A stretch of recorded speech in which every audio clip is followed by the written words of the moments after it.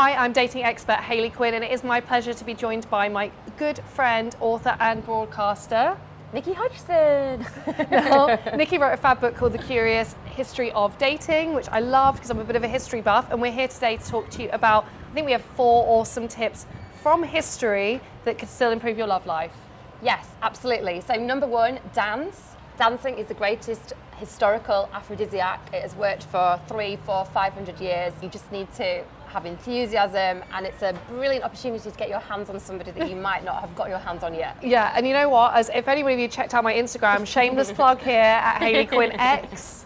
Damn you, Hayley Quinn, who's got that handle. I love to do Latin dance, and what I found doing it is that sometimes you can you'd be dancing around, you can open your eyes, and I'll be like, wow, that was not the person I was expecting to find myself attracted to. My boyfriend, who I absolutely adore, is an amazing dancer, and Yes. he completely wooed me by taking me on our 3rd date to an outside dancing. So yeah, I would say you don't need to be her normal type.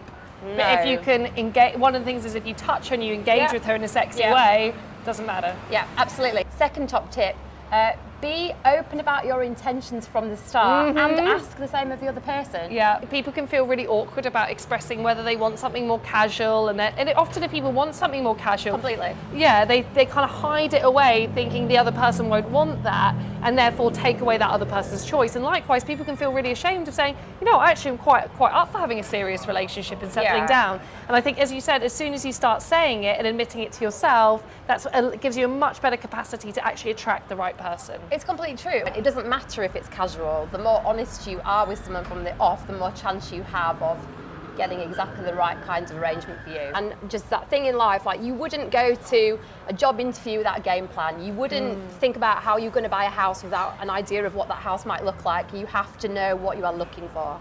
Okay, so tip number 3, don't go on holiday with a fling. Now, this might sound a bit counterintuitive, and especially in the summer, you know, we've got gorgeous weather or opportunities to Cheap go. flights, and and it's very romantic, right? It's like, let's just go to Corsica for the weekend for our second date. Yes, exactly. So it's very easy to get kind of sucked into it.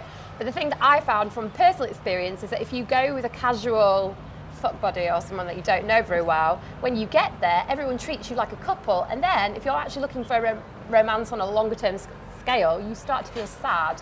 I got really upset that all these people were mistaking us, and then he'd be like, oh, we're not together. It's like the hideous thing to do.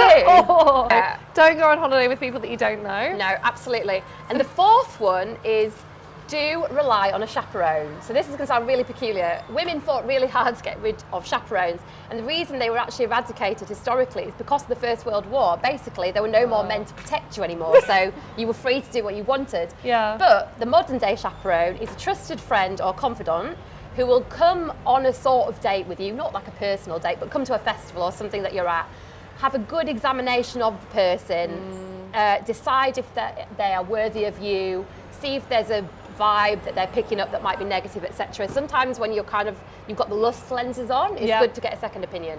Definitely, and you always want to have a friend, as long as they're not like that ultra negative person who just shoots down everything, in which case they shouldn't be your friend. No. But you do need to have friends that are going to be honest and open with you and transparent, and you know, be able to say, you know what, actually I think this person seems really dodgy. Because that's that person that if they do transpire to be not who you thought they were, you need that good, strong friendship circle that are going to get you out of that situation and give you the moral and social support to carry on and meet someone better. So I just want to say thank you so much for coming on my channel. You're welcome. Nikki and I, you might have heard us together on our podcast. Yes, our very sexy podcast that we have. I'm going to put a link to that in the bio.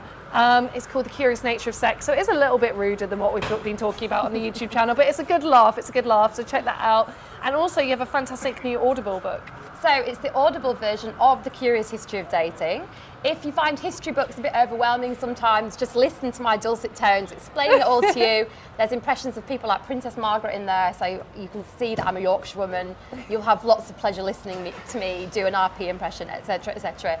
And it's out from the 25th of July. Awesome, and I'm going to put a link to that as well beneath this video. Thank you so much for watching, and I'll see you again soon.